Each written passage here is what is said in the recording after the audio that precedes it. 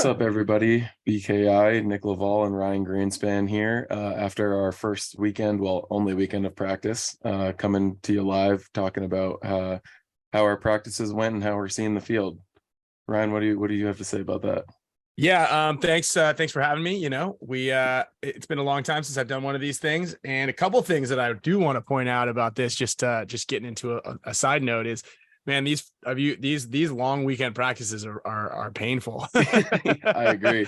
Yeah, like Man, the I wish three we could days just in a go back row. to the 2 weekends. I noticed a couple teams and people had bad weather and stuff, so a lot of guys have to cram a lot of information into here. So we're happy to be able to help and alleviate some of the confusion and help out here. So, this seems to be kind of on par with how the fields have been set up lately, where it's easy to get to the 50s, but there's not a lot of payoff still, those bricks and all that stuff in the middle are really block a lot of stuff out. And coming across from the 50 where Nick, you're circling right now, we'll start on that Dorito side just because of the last thing you circled there. That 50 Dorito is great on the wrap as long as there's no one on the tape. It's good shots on the inside, but you're really exposed. A lot of guys can shoot you. There's a lot of ways that guys can shoot you. Now, the back center and the tower in the center of the field both have great lanes to be able to slow you down moving down that Dorito side. But for the most part, it's kind of a one-man show over there. You can't get a lot of help from your secondary body. Yeah, you see those two lanes. Those guys can really put a lot of pressure on you. So my advice for the Dorito guys, just really, really, if you have any more opportunity to get any drill time between now and the event on the field, don't even play. Just walk through there and just visualize every single shot you need to have to connect on both the back center and that center tower guy. The other tower in the center on the Dorito side, that's a great gunfighting position for heads up, but man, you're really exposed from that snake side. Not a lot of people played that. How about you, Nick? Yeah, I agree. I think this tower is a great spot to control the D side, but I mean, as everyone's probably recognized so far, the snake is very powerful, and once someone gets out past the god into the snake, it's rather easy to get up to the 50 at will. No one can really stop you to do it. And so if you're left in that tower on the D side trying to control the D side, you're pretty much dead to rights. So if there is a game plan or you are a player that's going to end up playing this tower, there is definitely diminishing rewards to it. So the shots that you're going to have on the Dorito side are going to be amazing for a limited amount of time, because eventually someone's going to get into the snake or they go off break. And so really, if you're going to be playing this tower, you're going to be looking to either get out into the Doritos or get up into the 50 before that snake player has the opportunity to get up into that 50, because you're pretty much dead after that. Yeah, and with that, on those secondaries from that tower, and also secondaries on the Dorito side past, the corner, this little triangle of back three spots, the corner, the can, and the Dorito one. The snake and the center 50 brick all have fantastic shots through that lane. There's like a big, you can kind of draw a line from snake one, actually. So right through there. So there's a big gap. Go ahead and drive it straight across, all the way pretty much through that corner gap. Sorry, one sec. Yeah. So there's a really good gap there. So if you're running up into that tower with the intention of kind of like making a quick delay, that works as long as teams don't go on that cross. And this is similar to the Florida layout. Remember, you go into snake one, you watch that Dorito two get that gap. That snake guy, I think that if your game plan was to go to snake one, you should immediately dive in there and look through this cut, and vice versa. If your move was to go into one of these kind of four spots where Nick drew these lines, you got to make a quick bounce out of there before that snake guy has an opportunity to shoot you, really. And it's definitely doable, but that, moving up to that 50 brick is really, really tricky just because you don't know where that snake guy is. And a lot of times, off that break in those first 10 seconds, everybody's shooting their guns and everybody's talking. So it's really difficult to get that snake call a lot of times. Not to mention, if we want to move over to that snake side just real quick, not a lot of guys can even see the guy going in there. The only one is that can, really. The can and that wedge can really see the snake guy dive in. And that's going to pose a little bit of a problem just to get the communication across to your Dorito side. That's going to take a minute. So right here, right, yeah, you can see it kind of as you're running in.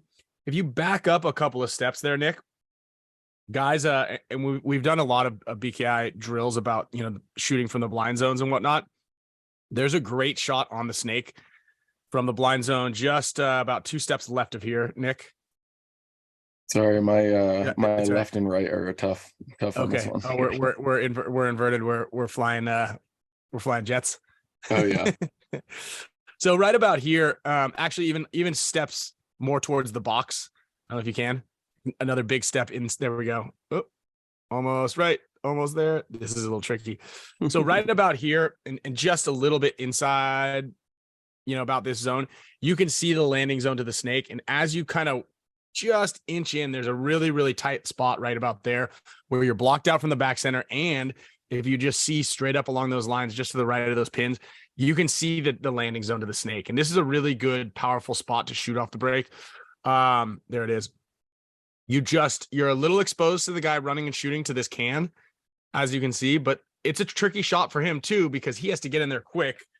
Because he's worried about getting shot moving into that can, and B, he's, you know, worried about shooting the, you know, visualizing the snake guy. And there's just a lot of variables for that. And you don't want to do this, stand in this spot every single time, but this is a great vantage point to be able to see the snake guy dive in and possibly shoot him out moving in there.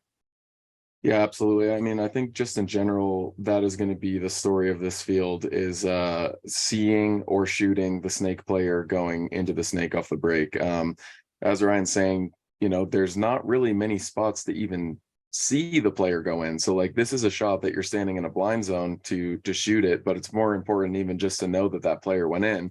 And then on the outside of this can and this God bunker, there is a potential to see a player go into the snake. There is a potential to also shoot them sometimes it's easier if I move forward, but even just keeping track of this snake player off the break is going to be quite the feat. And I think that's really going to be the story of this field, is snake players getting in undetected, and then how Dorito players and center players are going to be playing off of that. And so the ability to shoot on the outside of the can here, over the beam, and potentially see a player go into the snake, but we're really limited to, I mean, 2 shots realistically. Right. 3 shots potentially going up to that tower on the snake side that I'll show in a second. If you're tall. If you're tall, and that's shooting it and not necessarily seeing it. So 2 spots potentially seeing the snake player go in. And so, as Ryan was saying, with those Dorito players and the center players going up the field, you're really either going to have to make those moves off the break, or you're going to have to do it with quite a lot of information, knowing exactly where that snake player is, or if they're not in the snake. That being said, other players shooting the snake side, like the back center here, it's going to be really, really important for players to be keeping track of how many bodies make it through this gap on the snake side. For example, if you do your scouting report and you know the other team snake player, who it is, I don't know, a guy with orange beanie, and orange beanie guy goes through this gap off the break, let's just assume that someone made it into the snake. This is going to be a very important game or field to know the game plan of your other teammates, because as we are just saying, with those 2 spots being the only ones really seeing someone going into the snake, if your game plan is not having a player in one of these spots, you pretty much have to assume that someone made it into the snake, as no one will have eyes if you don't have someone playing these spots. And that really is going to affect quite a lot of the field. And just so you guys know, the shot that we are talking about, that's going to be very